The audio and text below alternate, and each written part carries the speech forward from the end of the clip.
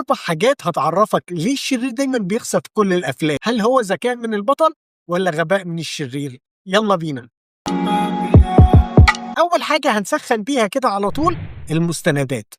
ليه دايما الشرير عنده مستندات في الخزنه بتاعته، في اوضه المكتب، في البيت بتاعه؟ صعبوها على البطل شويه، يعني يخلوه يدور هنا ولا هنا. والسؤال الاهم، ليه اساسا زعيم عصابه يبقى عنده مستندات؟ يعني لو تاجر مخدرات هيبقى عنده منيو بالاسعار بتاعت المخدرات. او الاغرب اساسا ان هو ليه يبقى عنده اوضه مكتب؟ حضرتك زعيم عصابه مش دكتور في الجامعه. تعالى لي بقى في تاني حاجه دي بقى، وهي العيلة. دايما العيلة بتاعته دي بتبقى مسببة له مشاكل. لو عنده بنت، بغض النظر انها تبقى سامجة ودلعها اوفر، يا بتحب الضابط اللي هو ماسك القضية بتاعته، يعني سبحان الله على الصدف يعني، يا بتحب ألد أعدائه. ومش معنى ان الشرير ساوم البطل وعرض عليه 1 ولا 2 مليون عشان يسيب بنته وهو رفض يبقى هو كده شاريها، يمكن طبعا في الفلوس كلها.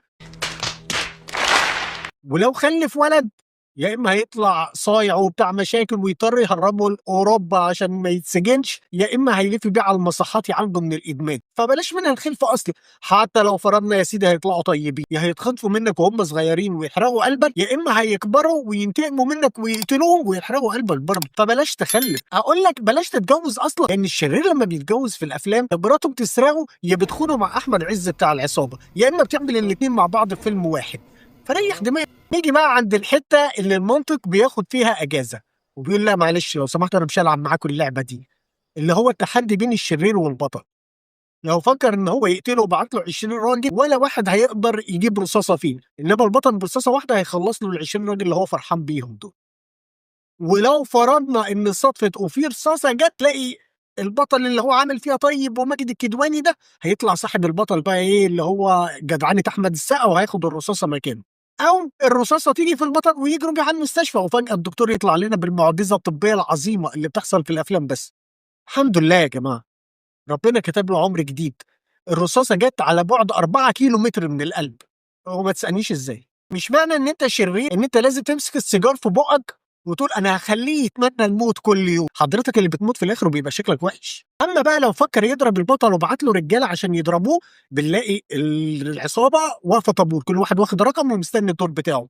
ما ينفعش يدخلوا يضربوه كلهم مره واحده. دي ما بقتش عصابه، دي بقت خدمه عملاء.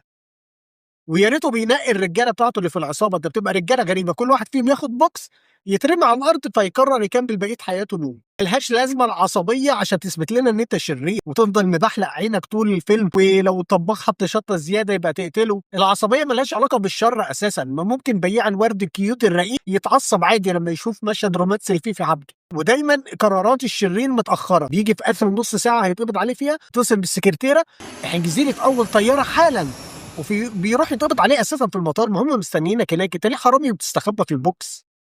وبكده يا جماعه نكون خلصنا الفيديو بتاع النهارده. لو عجبك الفيديو اعمل لايك، ولو مش مشترك في القناه اعمل سبسكرايب واشترك معانا واستنى كل جديد. سلام.